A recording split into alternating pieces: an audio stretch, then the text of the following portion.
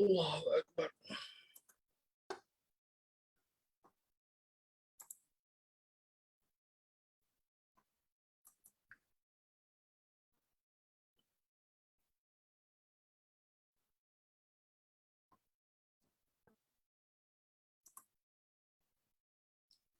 Bismillahirrahmanirrahim. Assalamualaikum warahmatullahi wabarakatuh.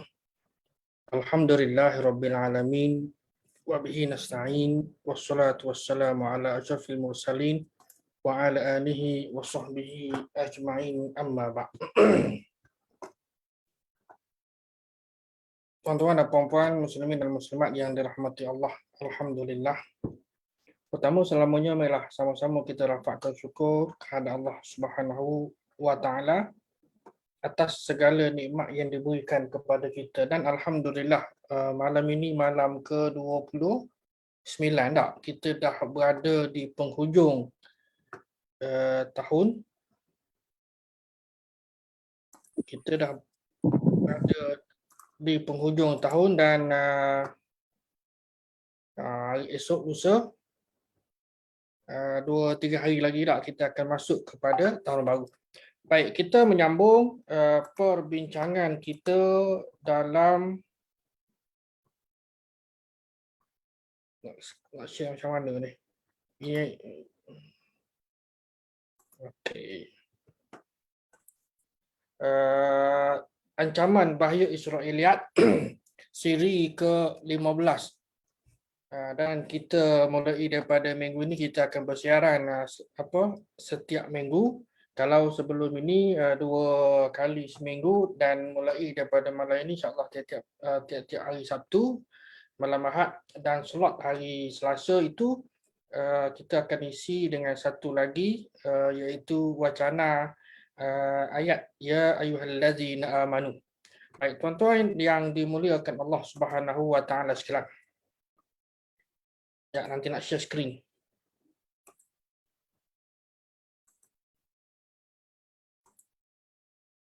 Baik.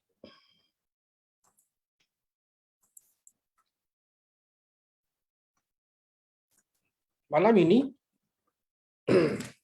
cerita tentang kisah Binaul Kaabah, pembinaan Kaabah dan Hajarul Aswad. Kalau biasa kita sebut Hajar Aswad kan, kita tidak sebut batu hitam tak. Walaupun dari sudut maknanya samalah, tapi oleh kerana dia menjadi sebahagian daripada ritual lah kepada jemaah haji dan umrah bila mengerjakan haji ataupun umrah di sana kan, bila tawaf tu akan berusaha untuk mengucuk Hajar Aswad. Baik, insya-Allah kita tengoklah nanti. Baik, yang pertama cerita tentang kisah pembinaan Kaabah. Mungkin tuan-tuan pun maklum kan, cerita yang kalau tuan-tuan saya tak pastilah. Kalau dalam konteks saya sendiri, kita mendengar cerita yang sebegini sejak daripada kecil lagi kan. Kita timulah cerita yang mungkin tuan-tuan dengar apa dia. Kaabah ini dibina oleh malaikat. Kemudian dibina oleh Nabi Adam. Kan? Kemudian berlaku banjir besar. Kan? Contoh begitulah. Sampai kepada zaman Nabi Allah Ibrahim dan dia pula membina Kaabah sampailah kepada zaman Nabi Muhammad, sampailah kepada kita hari ini. Baik. Kaabah atau Baitullah. Kaabah ini berasal daripada, kalau bahasa Arab ni mungkin tuan-tuan ada yang belajar bahasa Arab kan, kalau tak banyak sedikit. Bahasa Arab biasanya terdiri daripada 3 huruf. Kaf, Ain, Ba.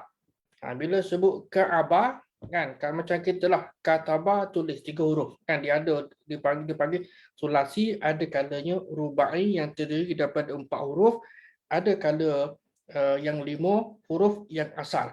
Kan? Ada pun yang lain 4, 5 dan 6 huruf itu ada juga yang tambahan daripada perkataan asal 3. Baik, jadi perkataan Kaabah ini ataupun juga dikenali sebagai Baitullah, rumah Allah. Kan? Adalah kiblat pertama umat Islam. Ini kita maklum kan, selepas daripada perintah yang diturunkan kepada Nabi SAW untuk tukar kan dalam peristiwa Masjid Qiblatain kan. Baik. Perkataan Kaabah menurut Ibnu Manzur. Ibnu Manzur ini biasanya dirujuk berkenaan dengan kamuslah. Dalam kamus Lisanul Arab, dia menyatakan bahawa perkataan Kaabah ini daripada takkib. Ta'if kaf ya ba. Sebagaimana yang saya sebutkan tadi lah. Jadi daripada perkataan ain kaf ba kan, takkib ataupun juga tarbi'. Takkib ataupun tarbi' yang membawa maksud empat segi. Kalau kokok tuan-tuan tanya pula, Ustaz, empat segi sama ke empat segi apa satu lagi? Tepat. Kan? Betul ke? Kalau ukuran tadi, kalau kita kata ke 10 lah, semuanya 10. Tidak begitu tak? Baik. Binaan segi empat yang terletak di Makkah. Nama yang disebutkan dalam Al-Quran adalah nama lama bagi Makkah. Kita baca Quran dalam surah Al-Imran, inna awwala baitin wudi'a lin-nasi lallazi bi Bakkah. Bi Bakkah ini merujuk kepada nama lama bagi Makkah yang disebutkan sendiri oleh Allah Subhanahu wa taala dalam surah Al-Imran ayat 96 yang dibacakan tadi. Baik, jadi nama ini juga asalnya ada. Kalau kita refer kepada the Old Testament dan juga the New Testament, perjanjian lama dan perjanjian baru, tuan-tuan, kita akan dapati ada. Tapi bagi orang Yahudi dan orang Nasrani ni, kalau boleh mereka tak mahu kan sesuatu yang betul, yang benar kan, tak mahu. Oleh sebab itu kita juga maklum bahawa mereka berusaha untuk nak meminda kan tema demi tema, poin demi poin, supaya ayat-ayat yang terkandung baik di dalam Taurat maupun dalam Injil itu jauh daripada wahyu asal yang diturunkan. Saya dah sebutkan, kalau kita belajar perbandingan agama, maka kita akan dapati begitu. Kan? Kita akan dapati begitu. Sehingga akan ada dalam kalangan para nabi pun disebut bermukah berzina. Kan, wal-iyadzubillah min zalik. Baik, mereka tukarkan nama Bakkah ini kepada Sakkah. Tujuannya ialah nak sembunyikan supaya orang tak tahu. Baik, kalau kita mengaji kita akan tahu kan ada berapa nama Mekah ni, tuan-tuan. Nama selain daripada yang terkenal lah, kita tahu barangkali dua lah kot kan, ataupun Ummul Qura satu lagi. Kan ada berapa nama? Yang lain tak glamour kot. Kan, tak glamour kan. Jadi yang biasanya ialah Bakkah atau Ummul Qura kan. Bakkah ni pun sebab baca Quran jumpa dalam terjemahan wudi'a silil kata mubarakah. Bakkah merujuk kepada di lembah Fanis, saya dah ceritakan sebelum ini kan, maknanya Mekah lah kan. Dia punya cerita. Ini kita pun tuan-tuan pun dah maklum kan, ini adalah kan, dan ini juga dikenali sebagai Hijr Ismail kan. Apa punya ditunjuk gambar di sini kan, sebab binaan Kaabah ini yang Hijr Ismail ini juga termasuk dalam binaan Kaabah. Internet tabi ke ni? Kan, jadi Hijr Ismail ini dinamakan Hijr Ismail. Dia punya kan lebih kurang macam tu. Baik. Kaabah pada asalnya berbentuk di tempat yang kita tengok hari ni lah. Kan? Bahagian ni kalau tengok gambar pun ialah melengkung macam separa bulatan ini, dan di luar daripada Kaabah ini, inilah yang dinamakan sebagai Hijr Ismail. Jadi oleh itu Hijr Ismail ini dikira sebagai binaan Kaabah. Maka orang yang tawaf, kalau kita lah tawaf dah, kita tawaf ni, tiba-tiba ada ruang. Kan ada ruang, kebetulan masa tu tak ada orang lah kot. Kan? Bila tidak ada orang tepi ni, ini ditutup. Kalau yang biasa ni, dia tak ada tutup lah. Ada pengawal biasa kan, ada security yang jaga ditutup apa-apa kan, yang sebelah kiri dan kanan. Jadi kita tengok tak ada orang dalam ni, biasa penuh. Sepanjang masa dalam hijri tak ada orang, bermakna ada ruang untuk kita nak masuk. Kita sedang tawaf ni, tak kira lah kan, sama haji, musim haji, musim kan, kalau musim umrah pun mungkin kan, tapi agak kalah. Ini kita sebelum MCO. Kalau MCO ada justifikasi ataupun pertimbangannya kerajaan Arab Saudi lah. Baik. Jadi bagi orang yang tawaf, disah dia masuk Hijr Ismail ni kan. Kalau dia masuk dalam Hijr Ismail, pasal Hijr Ismail ni bahagian binaan Kaabah kan. Baik, tapi kalau nak solat boleh. Nak solat boleh. Baik. Makkah adalah satu bagi Makkah mengikut pendapat yang masyhur. Sebab apa dinamakan Makkah? Makkah ni Bakar ni sebahagian daripada riwayat, sebab contohnya dalam kitab tafsir Ibnu Katsir kan yang saya tunjuk ini dinyatakan bahawa antara makna Bakkah ialah yang menangis kan, tempat yang orang menangis, dan tempat yang zalim ini menundukkan diri, rasa insah dan seumpamanya lah kan. Sesuai nama Makkah itu sendiri ataupun Bakkah itu sendiri pusat tumpuan keagamaan sejak daripada zaman Nabi Allah Ibrahim alaihissalam. Baik. Jadi juga dikatakan Bakkah tempat ramai orang yang menangis. Dan Mekah ini juga ada banyak nama lah. Selain daripada Mekah ada juga dikenali sebagai Baitul Atiq kan, ataupun Al-Baitul Haram, ataupun Al-Baladul Amin wal Ma'mun. Negeri yang amin, yang mananya yang aman, wal ma'mun, dan yang diselamatkan kan. Jadi sebahagian menyebut Ummu Ar-Ruhum ataupun Ar-Ruham kan, ada perbezaan cara baca. Kemudian Ummul Qura, kemudian Salah. Salah ini bukan solat, Sod Lam Alif Ha, Salah. Kan? Salahuddin. Kalau dari sudut sebutan Melayunya begitulah kan, ataupun Salah yang main bola Mesir ataupun Liverpool tu.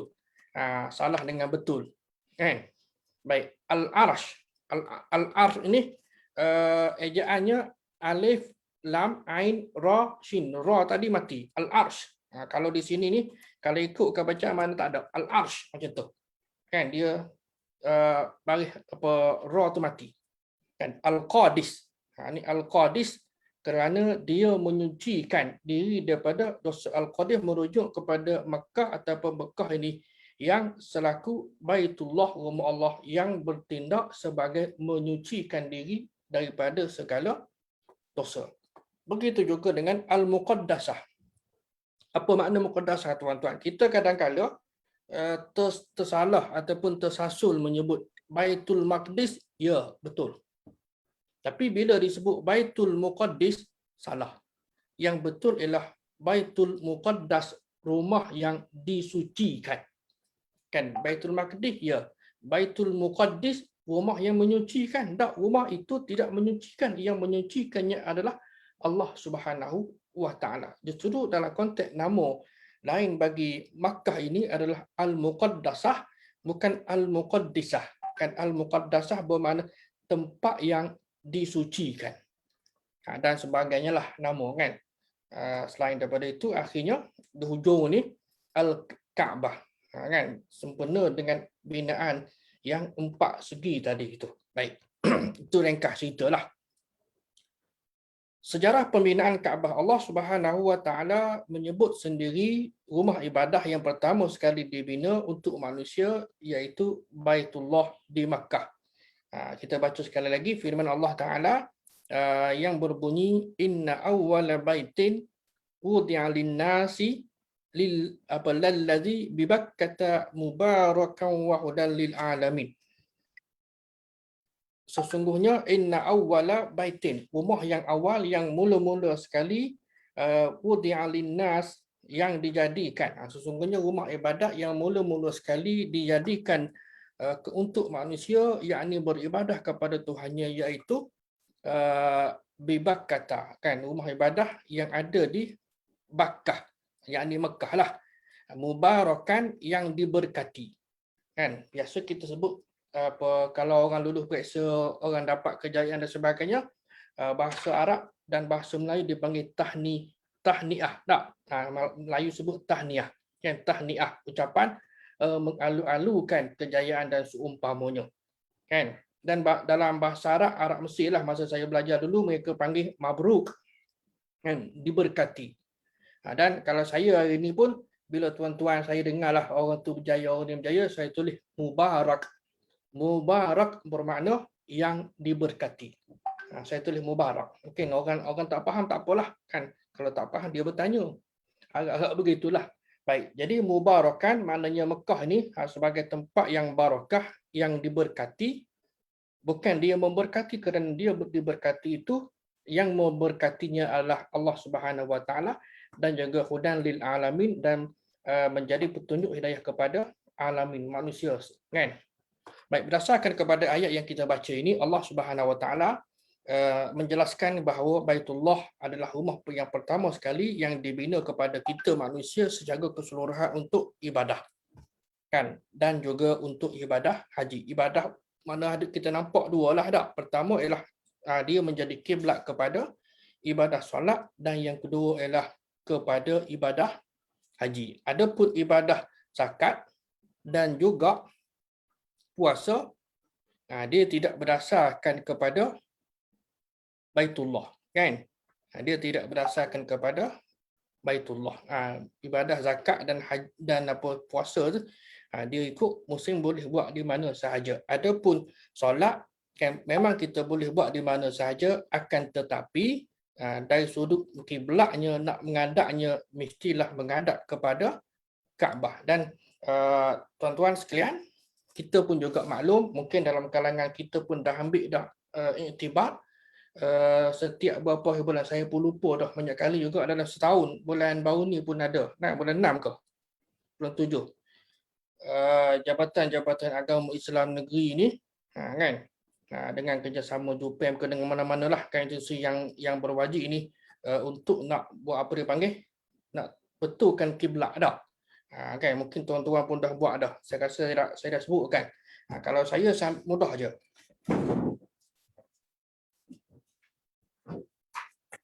Ambil kertas, kan, letak atas lantai, kan. Ambil ruler, ambil pembaris dan juga pensel, letakkan garis. Maknanya akan ada garisan, kan. Daripada kita, jadi pergi ke mana pun bawanya ni lah. Contoh, kan. Begitu je. Itu saya lah. Sekarang saya bawa, okey, ataupun buku tulis budak-budak ke, okey, letak atas lantai tu, kan, tengok pada bayang tu, kan, kita pun tanda. Tak, kita tanda. Jadi, okey, kalau rasa kurang tepat lah, kita buka buku ni, kan, maka insya-Allah kita akan dapat arah kiblat yang tepat sebagaimana yang diberikan panduan oleh pihak yang berkuasa lah. Baik. Dan juga Baitullah ini kita juga maklum bukan untuk bangsa tertentu, untuk semua. Okay. Dan Kaabah ini dia terletak di tempat yang paling rendah sekali di Lembah Farang. Lembah Farang ni, kalau tuan-tuan tengok dari sudut topografi lah Mekah ni, kan, yang dikelilingi oleh bukit ni, kalau tuan-tuan yang pergi ke Mekah ni, kan, haji ke umrah ke, kita akan nampak tak, memang dia kawasan yang berada di lembah, kan. Dan Mekah itu sendiri dan Kaabah itu sendiri adalah tempat yang paling rendah sekali, kan. Dan hari ini pula tuan-tuan, kita tak dapat tengok dah, tak dapat turun dah untuk nak melihat Zamzam, kan, telaga Zamzam. Orang yang pergi tahun bila 90-an sempat kita dah bincang itu dah. Baik, jadi sentiasa banjir. Kan? Bila hujan, banjir. Walaupun kita maklum Mekah ni jaranglah hujan lebat kan, jarang hujan. Tapi bila hujan, banjir. Kan? Kemudian rosak akibat banjir, lalu mereka ni, maknanya penduduk Mekah ni cadanglah nak buat semula, dan bila nak buat semula untuk nak repair lah bahagian mana-mana bahagian yang rosak, dan mereka tugaskan kepada kabilah-kabilah yang tertentu untuk masing-masing buat. Misal kata okay, kita bagi 4 bahagian lah kan, 4 bahagian ni utara, selatan, timur dan barat ni, okey ada 4 kabilah yang besar, okey pakat-pakat buat, dan akhirnya ujung ialah klimaks, iaitu untuk nak meletakkan Hajar Aswad. Ini juga tuan-tuan apa maklum. Tu sebab saya tulis ringkas cerita kan. Jadi bila mereka bertelingkah kan buat kerja, tak apalah, masing-masing siap bahagian dak. Kalau kita kata 4 dinding tu kan Kaabah ni, masing-masing kabilah pakat buat pakat, bila dah siap dah, okey final yang akhir ni kan. Akhirnya kita maklum kan, mereka mesyuarat okey siapa yang masuk kan pagi besok Kaabah ni, maknanya Masjid Haram ni melalui pintu itu apa nama? Allahu Akbar. Abi Syaibah ke? Lupa nama. Jadi ditakdirkan, memang kita pun maklumlah kan, Allah dah buat dah ceritanya bahawa Nabi Muhammad lah yang mula-mula sekali masuk, dan mereka pun bersetujulah supaya Nabi SAW letakkan batu hitam ataupun Hajar Aswad, sebagaimana kita maklum dah kan, dengan 4 orang kabilah ni pakai usung kain lah kan, ringkas cerita macam tu kan. Dan usia Nabi SAW ketika itu pada sekitar 35 tahun. Baik, timbul isu siapa yang mula-mula bina Kaabah. Ini balik semula kepada tajuk kita kan, tentang pembinaan Kaabah. Imam Badruddin Al-Aini. Imam Badruddin Al-Aini ni kita jaranglah, kita yang di Nusantara ini, di Malaysia ini, jarang sangat membaca kitab syarah Sahih Al-Bukhari yang ditulis oleh Imam Badruddin Al-Aini yang bermazhab Hanafi kan. Mungkin beza mazhab lah, kecuali penuntut ilmu kan. Kalau budak-budak universiti mungkinlah untuk buat kajian je kan. Saya pun samalah kan. Saya ada, cuma bila kita nak cari bahan dan sebagainya, kita akan baca sebab kita lebih prefer kepada mazhab Syafi'i lah kan. Baik, jadi dalam Umdatul Qari, syarah Sahih Al-Bukhari, kita ni ada 26 jilid berbanding dengan Fathul Bari yang ditulis oleh Imam Ibn Hajar Al-Asqalani. Saya dah sebutkan pada tuan-tuan dalam kuliah-kuliah yang terdahulu bahawa mereka dua ni adalah besan kan, duduk di Mesir, mati pun lebih kurang hampir yang pada tahun yang hampir samalah, dan cuma berbeza mazhab. Badruddin Al-Aini bermazhab Hanafi, manakala Ibn Hajar Al-Asqalani bermazhab Syafi'i. Baik, dalam kitab dia ni, juzuk yang ke-16, dia menulis bahawa ulama ada beza pandangan dalam menentukan siapa yang mula-mula sekali bina Kaabah. Ada yang kata malaikat. Ada yang kata malaikat. Sebab apa? Sebab mereka tawaf. Ada disebutkan di sini ni kan, dalam kitab tafsir ada.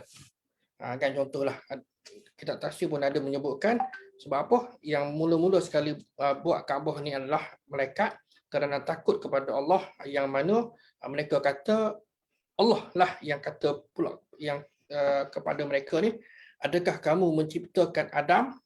Kan dia respon, bagaimana kita maklum apabila Allah Subhanahu Wa Taala berfirman dalam surah Al-Baqarah dah, qala wa iz qulna lil malaikati inni ja'ilun fil ardi khalifah qalu, kan qalu, mereka ni para malaikat ni tanya, ataj'alu fiha may yufsidu fiha, adakah kamu wahai Allah nak buat Adam ni sebagai khalifah, orang yang banyak melakukan kerosakan di muka bumi kan, dan juga menumpahkan darah kan. Baik. Yang kedua, ada yang menyebut Nabi Adam. Dan ini disebutkan oleh Muhammad bin Ishaq. Muhammad bin Ishaq ini ada sedikit kontroversi lah kan. Sebagian orang timur, sebagian orang alergik dengan riwayat yang disampaikan ataupun yang diambil dan daripada Muhammad bin Ishaq dalam kitab Sirah Ibnu Ishaq, kan? Dan ada juga yang menyatakan bahawa Nabi His, yakni anak kepada Adam, Nabi His bin Adam, kan, sebagai orang yang mula-mula sekali bina Kaabah ini sekadar pandangan, kan? Baik, mana sumber dia? Kalau tuan-tuan hanya sekadar contohlah tak. Okay, buka kepada kitab ini sumber dia Ustaz. Siapa yang sebut? Kan, siapa yang sebut ialah Badruddin Al-Aini, kan? Seorang ulama hadis yang bermazhab Hanafi yang menulis dalam kitab dia. Kita kena ingat bahawa dia menyebutkan pandangan yang berbeza, kan, pandangan ulama yang berbeza-beza. Jadi bila kita menukilkan pun kena menukilkan, dan kalau kita nak cerita pun kita kena cerita dengan ataupun atas dasar amanah ilmu. Jangan kita tak faham lalu kita cerita sesuatu yang bercanggah dengan kehendak penulis itu sendiri. Sebagaimana yang berlaku, saya akan cerita sekejap lagi. Baik, menurut riwayat Abu Walid Al-Azraqi dalam kitab Akhbaru Makkah, kitab ni antara yang bermasalah ni, kan? Khabar Makkah tak? Baik, dia antara sumbernya adalah Ka'ab Al-Ahbar. Ka'ab Al-Ahbar ini kita maklum, kan? Orangnya Yahudi, agamanya Islam, dia peluk Islam, dan kita bersangka baik tak bahawa dia menyampaikan sesuatu tentang benda ataupun perkara yang dia ketahui dalam agama yang terdahulu, sebab dia orang Yahudi, kan? Atas dasar bersangka baiklah, kan? Baik, antara lain dia kata Kaabah ni buah yang terapung atas air selama 40 tahun sebelum Allah Ta'ala buat langit dan bumi, dan daripada buah tadi itu dihamparkan kejadian bumi. Ini cerita Ka'ab, kan? Cerita Ka'ab yang dimasukkan oleh Al-Azraqi ni. Al-Azraqi ni banyak, kan? Dalam kebanyakan kitab yang penulisan yang menceritakan tentang pembinaan Kaabah ni ada, kan? Jadi sumber utamanya siapa? Sumber utamanya adalah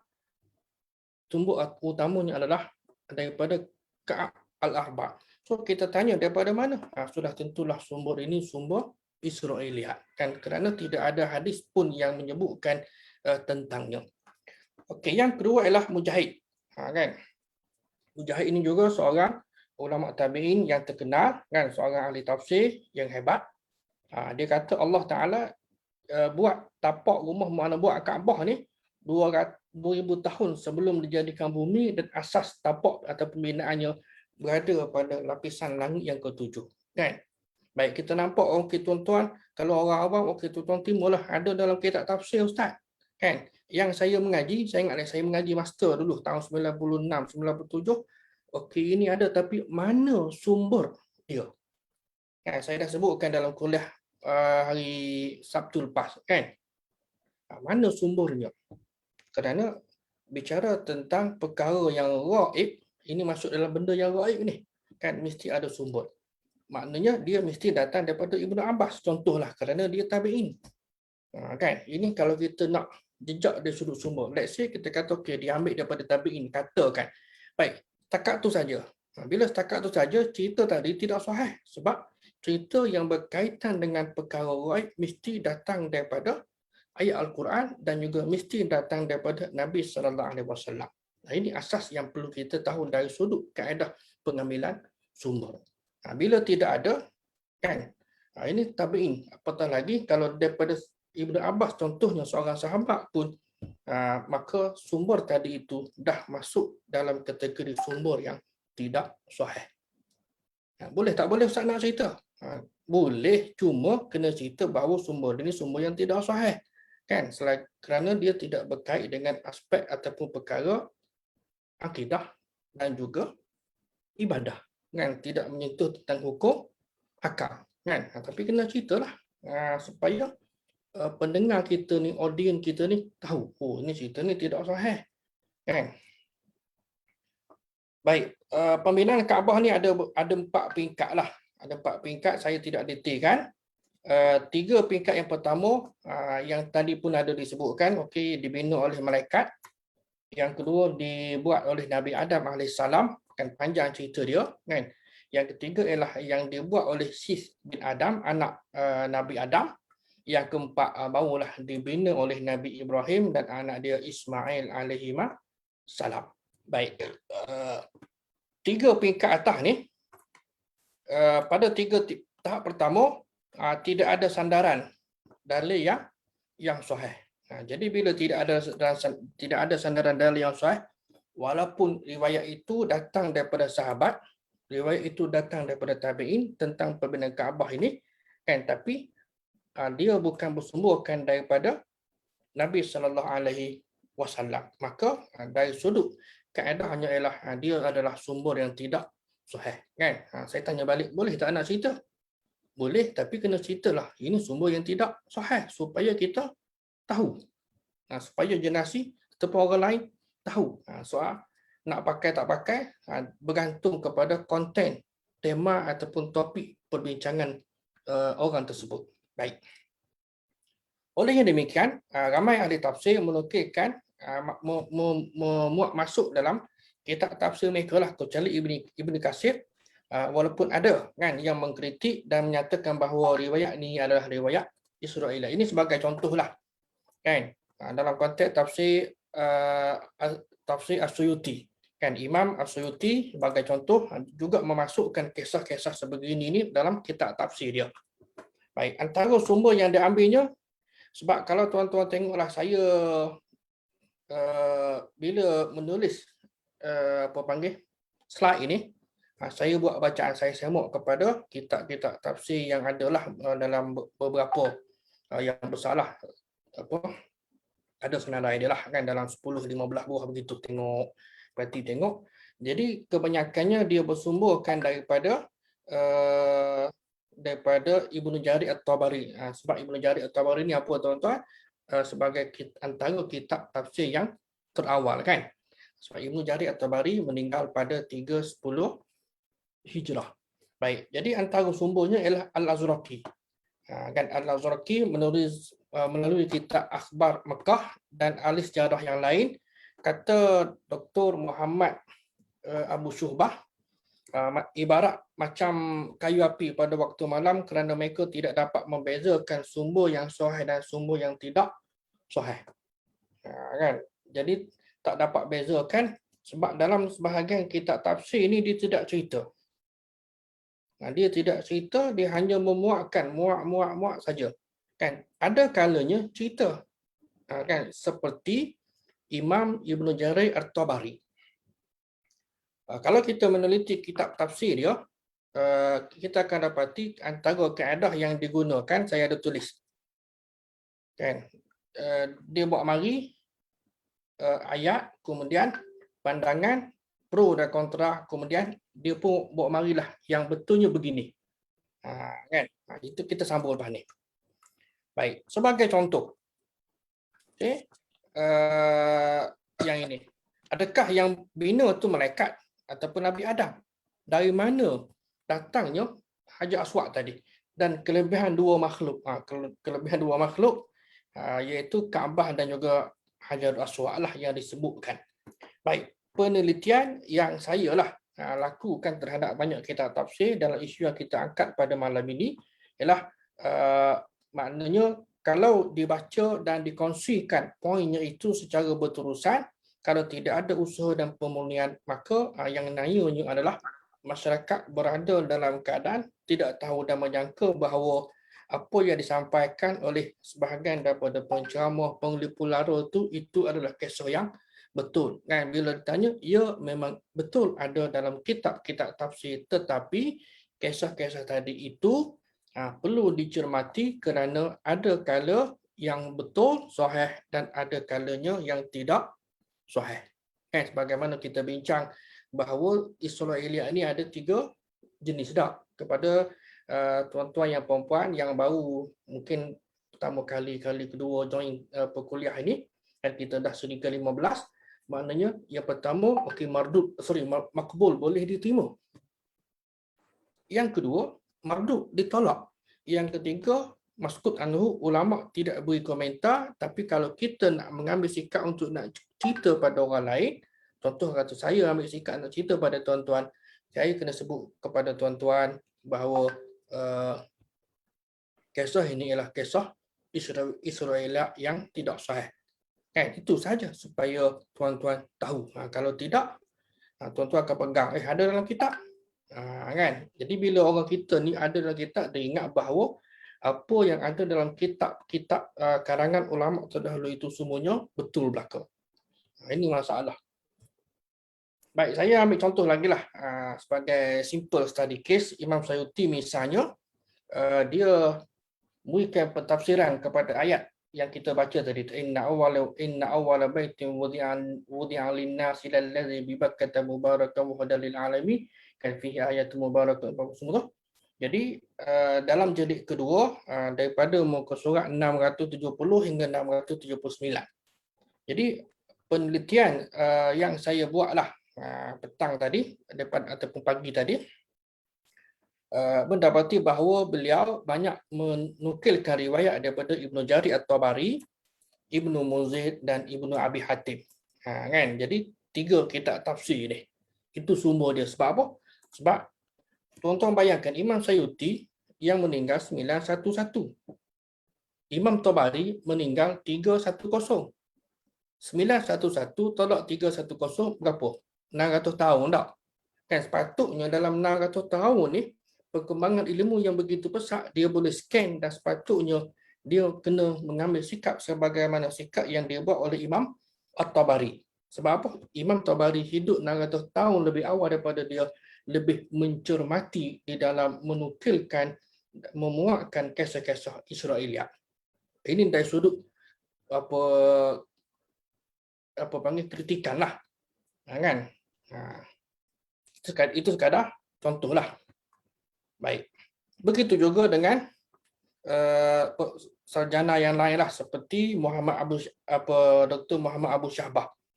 Dia kritik sikap Imam As-Suyuti dalam tafsir Sayuti lah, dalam tafsir Abdul Mansur, yang menyatakan bahawa sekiranya Imam Sayuti ni berpada dengan riwayat sahih. Sebab zaman dia kan, kalau zaman Ibnu Jarir At-Tabari kan dengan Imam Bukhari ni, Imam Bukhari meninggal 256 kan, Tabari 310 kan, dalam 50-60 tahun mungkin Sahih Bukhari pada masa tu belum sampai ke tangan Imam Tabari. Contoh, walaupun gap masa 50-60 tahun dah, tapi dengan gap masa 600 tahun ni kan, mustahil tidak sampai. Orang dah syarah dah. Jadi mana dari sudut sikap, kalau dia betul-betul berpegang kepada riwayat sahih, nescaya kitab tafsir yang daripada abad ke-8 ke-9 ke nescaya clear daripada sebarang unsur Israeliat. Tapi tidak berlaku begitu. Ini dari sudut sedikit kritikan lah. Kan?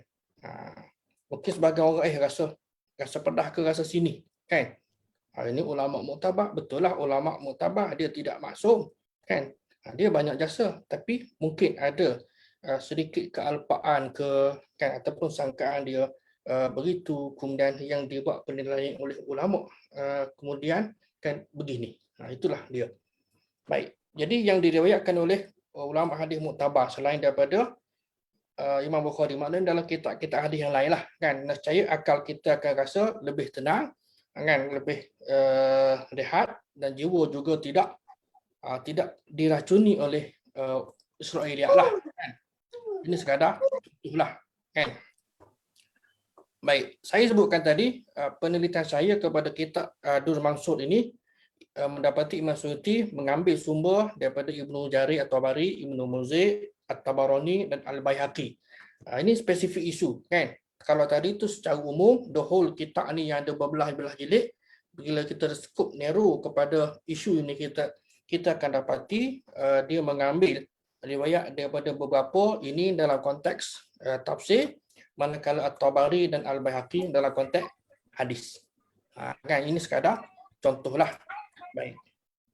Tentang kisah pembinaan Kaabah yang seperti yang dibawakan contoh pada nukilan tafsir At-Tabari sebanyak berikut. Ini yang ada dalam tafsir At-Tabari. Baik, dia ambil kan, dia petik. Okey, Ibnu Jarir At-Tabari, saya refer kepada kitab dia jilid 5 muka surat inilah 591. Dia ni ulama yang sederhana, kita dah sebut berkali-kali kan. Jadi dia pun ada masuk kan. Cuma tadilah dia juga ada masukkan unsur-unsur Israiliyat ini sebagai contoh kisah yang diriwayatkan dengan sanad daripada Abdullah bin Amr bin Al-As. Bila Allah Ta'ala turunkan Adam dari syurga, Allah kata, aku turunkan bersama kamu rumah yang dikelilingi oleh manusia. Sebagaimana malaikat mengelilingi di arasy aku, dan manusia solat di sisinya sebagaimana malaikat solat di sisi arasy aku. Bila sampai dalam banjir besar, bila keadaan banjir besar, kita maklum dah kan banjir pada zaman Nabi Nuh AS, Allah angkat dia. Angkat apa? Angkat apa ni tuan-tuan? Angkat Kaabah tadi tu. Kan sebab Kaabah ni kalau mengikut riwayat yang tidak sahih dibina oleh malaikat, sebab malaikat duk tawaf tu, kan. Kemudian yang kedua dibina oleh Nabi Adam, dan yang ketiga dibina oleh Sis, anak Nabi Adam, kan. Jadi bila banjir besar Allah angkat apa nama Kaabah tadi tu, kan. Dia tak cerita letak kat mana. Tak. Ada riwayat lain pula letak kat bukit sekian-sekian lah. Baik. Jadi Allah angkat dan para nabi menunaikan haji di tempatnya tapi tak tahu di mana. Tak ada ceritakan pun kan bahawa nabi-nabi dulu ni buat haji buat kat mana tak tahu, sehingga Allah Taala mengutuskan Ibrahim dan memberitahu tempat dia. Maka Ibrahim pun binalah Kaabah itu daripada 5 bukit. Kan? Daripada 5 bukit. Yang ini adalah unsur bahagian daripada kisah ataupun unsur Israiliyat, kan, daripada Bukit Hira, Bukit Subir, Lubnan dan sebagainya. Baik. Mencermati metod penulisan tafsir ini agak ilmiah ni. Ini cerita agak ilmiah sikitlah, kan. Mencermati metod penulisan tafsir oleh Imam Ibn Jarir At-Tabari, kita akan dapati beliau mulakan pentafsiran dan penjelasan dengan pertama sebut ayat ataupun gugusan ayat lah, mungkin 1-2 ayat yang dia nak tafsirkan. Kemudian dia jelaskan perbezaan pandangan. Dia nyatakan, misal kata dalam isu ini, kan, dia nyatakan bahawa ada ulama berbeza pandangan ataupun ada perbezaan pandangan dalam perkara ini. Okey. Dan disebutkanlah, ini bahasa saya lah ni, yang pro dan kontra, kan. Kemudian dia pun kemukakanlah pendapat yang betul wasawab minal qawli fi dhalik. Jadi kalau kita baca tafsir Imam At-Tabari, tuan-tuan, kita kena baca wasawab. Kalau kita baca pandangan yang tadi itu, kan, al-qawlu fi dhalik. Contoh tak? Kita pun ambillah nukilkan dalam tulisan kita. Kacau. Dan kita bertindak menzalimi siapa?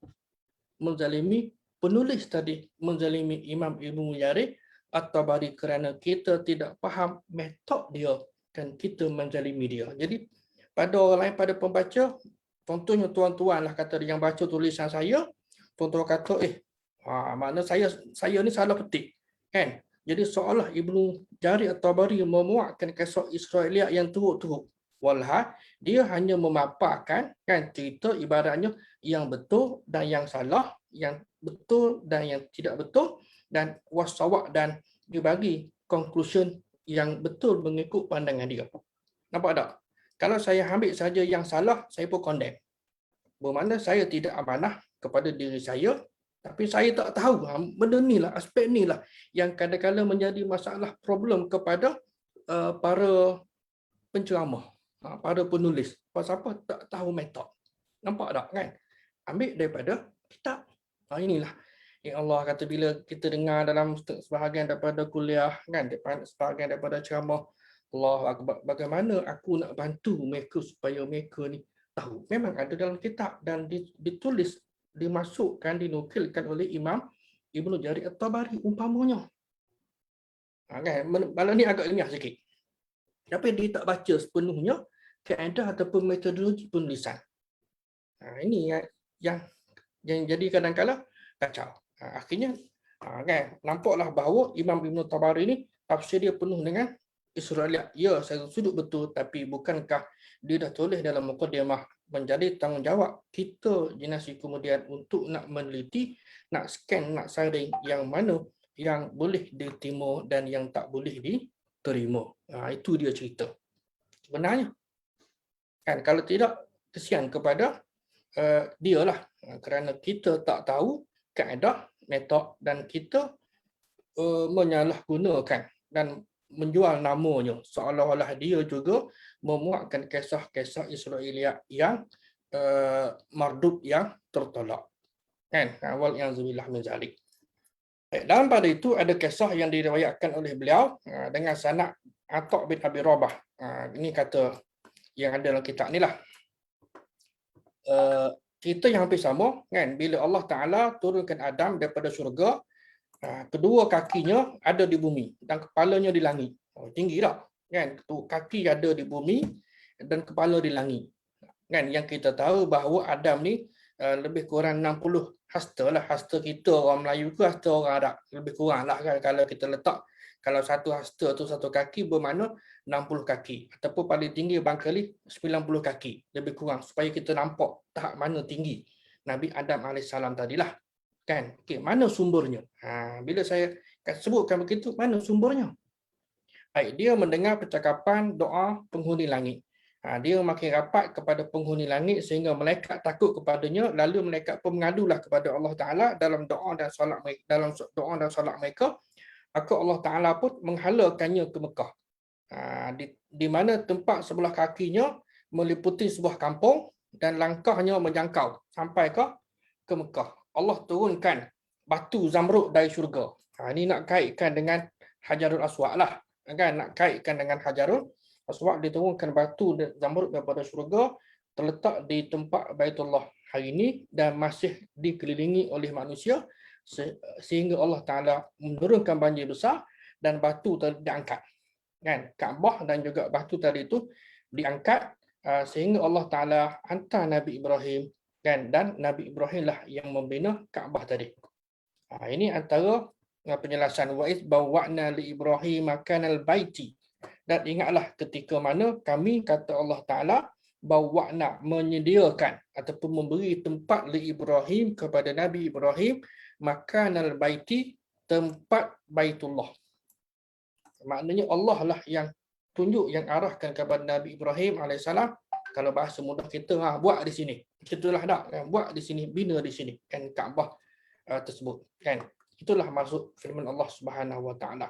Baik, Allah menempatkan Nabi Ibrahim di Mekah. Dan ayat ini dan juga ayat-ayat yang lain memberi isyarat yang bukanlah Nabi Ibrahim manusia yang mula-mula membina Kaabah, kerana Nabi Ibrahim hanya membinanya kembali, iaitu menaikkan kembali tapak Kaabah yang sedia ada. Ini yang adalah kan.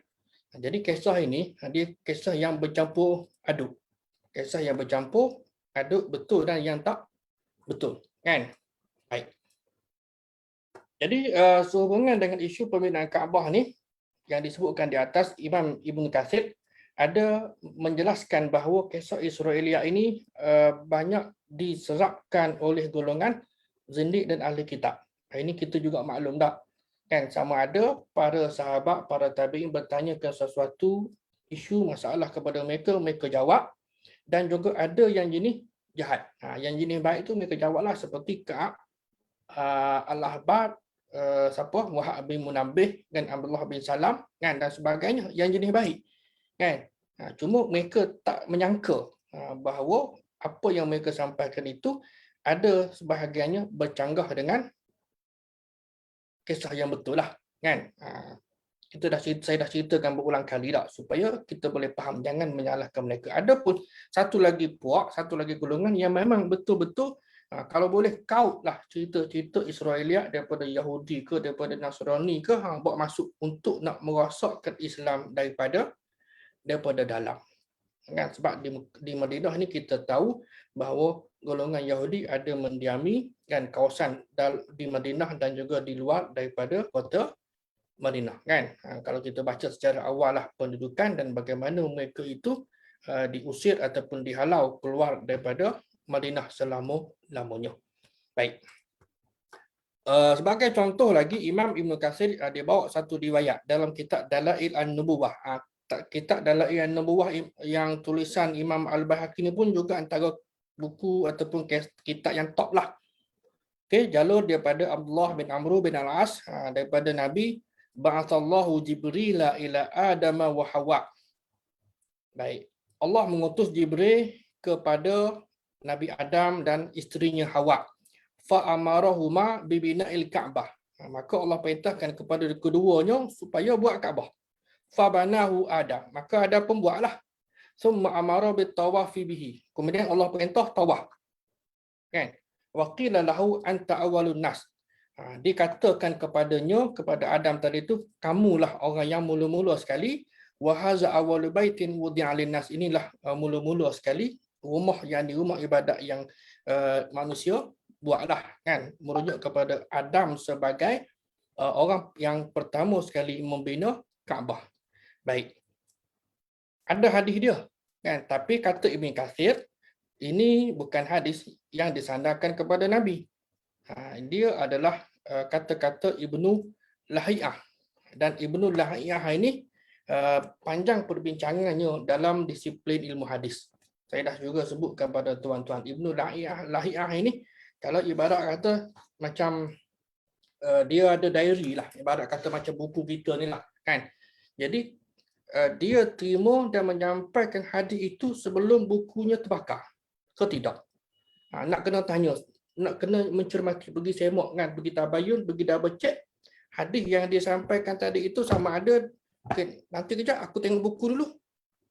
Oh, ada. Baru dia pun baca lah barang-barang. Okey, disampaikan kepada orang lain lah, si yang bertanya tadi. Baik. Kalau satu lagi tak ada, kan? Tak ada, maknanya selepas bukunya hilang ataupun terbakar tadi itu, bermakna dari sudut ingatan dia tu tak berapa ingat. Jadi ini nak kena cermat, kan? Jadi tak boleh kita secara pukal kita katakan bahawa seorang perawi itu, misalnya dalam kes Ibnu Lahiyah ini, dia seorang yang dhaif secara totally. Dan kita bahagi dua lah. Kalau sebelum, okey, diterima riwayat dia, tapi kalau selepas bukunya terbakar tadi tu, maka ditolak riwayat dia. Begitu juga perawi yang lain, tuan-tuan, nak kena cermat. Masa terima hadis ni, dia tu ingatan dia tu okey ke tidak? Umur dia agak-agak berapa? Kalau kita hari inilah dah ada nyanyuk ke tidak? Ingat lupa ke tidak? Supaya kita tahu. Dalam kita nak menjustifikasikan keadaan seorang perawi. Ini kita kena cermat. Dia lebih hampir kepada hukum mauquf, yakni riwayat daripada sahabat, kan, kepada Abdullah bin Amr. Sebab Abdullah bin Amr Al-As ini anak kepada sahabat Nabi lah, dia pun sahabat juga, kan. Dua beranak ni, Abdullah dan juga Amr Al-As adalah dua-duanya sahabat Nabi SAW. Baik, dia ambil daripada dua kitab yang dia jumpa dalam peperangan Yarmouk, dan Abdullah bin Amr Al-As cerita kes cerita yang dia baca, yang dia jumpa cerita ni dalam kitab tu, maka dia pun cerita.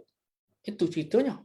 Jadi bermakna bila ambil ni tak tahu. Jadi dia makna kita consider sebagai hadis ataupun kisah tadi adalah kisah yang tidak sahih lah. Baik, begitu juga satu lagi ialah Ibn Katsir yang disebutkan dalam kitab Al-Bidayah wan Nihayah. Ini kitab sirah Ibn Katsir lah yang banyak jilid dah, kan, yang masyhur lah Ibn Katsir ni. Selain daripada ada tafsir dia, ada Qasasul Anbiya yang satu jilid, dan juga kitab tarikh, kitab sejarah yang banyak jilid. Baik, dia kata tak ada. Tidak ada terdapat dalam hadis sahih daripada Nabi SAW bahawa Baitullah telah dibina sebelum Nabi Ibrahim. Siapa yang berpegang dalam mentafsirkan ayat ini dengan perkataan makanal bait, kedudukan bait makna Baitullah tadi itu, maka tidak boleh digunakan secara zahir kepada maksudnya, iaitu tempat yang telah ditetapkan dalam ilmu Allah Subhanahu Wa Taala, yang telah ditentukan dalam kekuasaan dia. Mana tak boleh. Jadi dia tidak terimalah konsep apa yang disebutkan ini. Kerana bagi Ibn Katsir bahawa tiga yang pertama yang dibina oleh malaikat, yang kedua oleh Adam, yang ketiga oleh His adalah kisah yang tidak tidak sahih, manakala yang sahihnya adalah kisah yang dibina oleh Nabi Allah Ibrahim alaihi salam. Kan? Kita maklum kalau kita baca, kita akan tahu bahawa memanglah Nabi Ibrahim ini sebagai orang yang membina Kaabah. Manalah tahu kok ada juga cerita-cerita yang kita dengarlah, kan, dulu-dulu. Baik, fasa yang kedua. 10-9 minit. Betul ke Hajar Aswad tu dari syurga? Macam mana tuan-tuan? Betul ke? Betul ke Hajar Aswad tu dari syurga? Kan ada hadis dia, kan? Hadis dia dalam Sunan At-Tirmizi, sabda Nabi SAW, nazarul hajarul aswad minal jannah. Kan, turun Hajar Aswad tu daripada jannah, daripada syurga, wa huwa asyaddu bayadan minal laban, lebih putih daripada susu, fasawadathu khataya bani Adam, dia jadi hitam kerana dosa manusia. Kan? Asal usulnya, maknanya kita faham daripada hadis ini yang dihukumkan sebagai hadis hasan sahih, maknanya asalnya putih, kan? Putih tu disebutkanlah oleh Nabi ini sebagai asyaddu bayadan minal laban, putih, lebih putih daripada susu. Kalau dalam bahasa kita ni kita sebut putih tu orang boleh fahamlah, kan? Tapi dia dah jadi hitam disebabkan oleh dosa manusia. Imam Abdul Rahman Al-Mubarakfuri dalam kitab syarah kepada Jami' ataupun Sunan At-Tirmizi, Tuhfatul Ahwazi, bisyarah Jami' At-Tirmizi, dia kata bahawa zahir hadis yang kita baca tadi itu menunjukkan maknanya yang asal dan bukan kepada kiasan. Nazala, nak turun Hajar Aswad daripada jannah. Maknanya yang pertama sekali, biasanya dalam kalangan ulama ini ada yang memahami secara zahir, kan, nas, baik nas Al-Quran maupun nas hadis. Ada kalanya dia tengok kepada kalimah tertentu, memahaminya secara kiasan, tengok kepada keadaan lah, kan. Baik, itu kena, justru apabila ada 2-3 pandangan, maka ulama berbeza pandangan, kan. Mungkin dia akan berbeza pandang, punya pelbagai pandangan dalam satu mazhab ataupun juga dalam banyak mazhab, kan, bergantung kepada isu yang diangkat ataupun yang dibincang. Baik, ini kata dia lah dalam Tuhfatul Ahwazi, sarat zunubu bani Adam, jadilah dosa anak Adam ataupun dosa manusia ni, allazi yamsahunal hajar, yang menyebabkan hajar itu, batu itu jadi hitam, sababan lisawadihi, maknanya yang kita pun fahamlah, kan. Dah baca hadis tadi pun dah faham dah sebenarnya ini sebagai satu pengukuhan kepada hadis Nabi sallallahu alaihi wasallam tadi. Jadi dosa manusia lah yang menyebabkan batu tadi jadi hitam, dan wal azhar, pendapat yang lebih zahir, yang lebih kuat ialah hamlul hadis ala haqiqatihi, memahami atau menerima hadis berdasarkan kepada makna dia yang zahir. Tidak ada penghalang baik secara akal maupun secara dalil. Jadi ini cerita Hajar Aswad lah, kan. Saya tidak cerita yang detail lah, kan. Cerita-cerita bagaimana kita nak kucuk itu lain cerita lah, kan. Mungkin boleh dibincang dalam tema tadabbur lah, kan. Begitu juga dengan satu lagi ialah Maqam Ibrahim, kan. Baik. Kemudian kesimpulan. Sebagai khulasah ataupun kepada kesimpulan kepada perbincangan kita pada malam ini, kita dapati bahawa dua isu yang kita angkat, kita bincang pada malam ini. Pertama ialah pembinaan Kaabah. Kalau tengok kepada cerita, memang seronok tak, macam-macam, kan, pendetailan yang dibuatlah, kan. Cerita binaan yang pertama ini, kisah malaikat, Al-Azraqi dicerita, kan, bahawa Allah kata kepada malaikat, inni ja'ilun fil ardi khalifah. Malaikat pun jawab, dan mereka pun rasa salah, kan, rasa takut kena marah oleh Allah Taala ni, Allah murka ni. Mereka tawaf di sekeliling Arash, memohon keampunan kepada Allah Taala disebabkan oleh mereka tanya qalu, kan, ada mereka berkata, bersoal kepada Allah, Allah menyebut tadi iz qala apa? Allahu akbar. Inni ja'ilun fil ardi khalifah. Inni ja'ilun fil ardi khalifah. Qalu ataj'alu fiha. Malaikat tanya kepada Allah Taala, kamu nak jadikan fiha pada muka bumi itu kan? Orang yang menumpahkan darah wa yasfiku dima, sedangkan kami kata malaikat nusabbihu bihamdika, sentiasa bertasbih kepadamu dah kan. Jadi dia rasa salah, takut kena dimurkai oleh Allah Taala, lalu mereka pun tawaflah di sekeliling Arash untuk memohon keampunan kepada Allah Taala. Kan? Jadi kemudian Allah Taala jadikan dia bawah Arash. Ibaratnya ginilah, kalau atas Arash biasa orang cerita tak kan. Manusia tawaf di bawah kan, malaikat tawaf di atas sana kan. Jadi Allah jadikan di bawah Arash itu satu rumah, iaitu Baitul Ma'mur. Kemudian perintahkan kepada malaikat tawaf di rumah tadi kan, bukan lagi di Arash. Jadi hari ini malaikat tawaf di Baitul Ma'mur lah kan. Kemudian dihantarlah malaikat supaya buat Baitullah di bumi, supaya makhluk di bumi dapat tawaf sebagaimana puak-puak malaikat yang tawaf di Baitul Ma'mur tadi. Baik, itu cerita malaikat yang buat Kaabah. Betul ke? Tidak ada sumber pun daripada Al-Quran dan juga hadis yang sahih. Kan? Tentu. Itulah sekadar kan. Tuan-tuan boleh tengoklah, carilah bab yang apa yang Nabi Adam buat tu macam mana kan. Dan juga Syith bin Adam yang bina Kaabah ni selepas daripada banjir besar kan. Yang mana kisah ini diambil daripada tadi Abu Walid Al-Azraqi daripada kitab apa Akhbaru Makkah kan, daripada Wahab bin Munabbih. Dia kata apabila diangkatkan khemah yang diturunkan oleh Allah Taala kepada Adam daripada perhiasan syurga untuk diletakkan di tapak Baitullah di Mekah selepas kematian Nabi Adam, maka anak-anak dia pun buatlah di rumah tadi itu daripada tanah dan batu. Maknanya anak-anak Adam pula kan yang buat Kaabah tadi itu. Tapi tidak ada sumber yang sahih. Jadi kalau kita nak bercerita, kan biasa-biasakan diri kita untuk mendapatkan sumber yang sahih. Mudah-mudahan kita sentiasa ataupun tergolong dalam kalangan hamba-Nya yang menjaga agama Allah Subhanahu Wa Taala daripada sebarang bentuk tahrif, penyelewengan, kan, pemalsuan dan yang sewaktu dengannya. Tuan-tuan dan puan-puan, muslimin dan muslimat yang dirahmati Allah sekalian, ada soalan ke?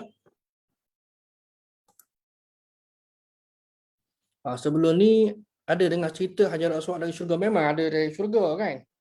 Ada hadis yang saya sebutkan tadi. Ni ada soalan tanya, betul lah kan. Cumanya kita juga kena mencermati kisah-kisah sebegini, sebab kisah Hajar Aswad dari syurga dan juga dia punya fadilah ataupun kelebihan ini ialah bercampur bau ataupun bercampur aduk antara kisah yang sahih dengan yang tidak sahih ataupun yang palsu. Nak kena ada ilmu untuk nak mengetahui. Begitu juga kalau kita meneliti dari sudut sejarah. Cara proses pembinaan Kaabah daripada zaman Nabi Ibrahim sampai Nabi Muhammad itu technical aspect. Kan? Maknanya zaman awal tadi itu ada 2 pintu. Kan, Kaabah ni zaman awal ada 2 pintu, ada 1 tingkap, 1 jendela, kan. Begitu juga mungkin tuan-tuan pun tengok dalam media sosial lah kan. Jadi kelambu Kaabah ni bukan warna hitam kan. Ada yang color merah, ada yang jalur merah putih tak kan. Dan sebagainya, itu bergantung kepada pemerintah lah kan. Jadi akhir saya pun tak pastilah tahun bila, bermakna pemerintah di Saudi sana menetapkan bahawa kelambu Kaabah ataupun kiswah itu dah kira finalize lah. Kok naik pula kerajaan yang lain tukar color pula kan, jadi kuning ke, biru ke, hijau ke, ataupun pink ke kan.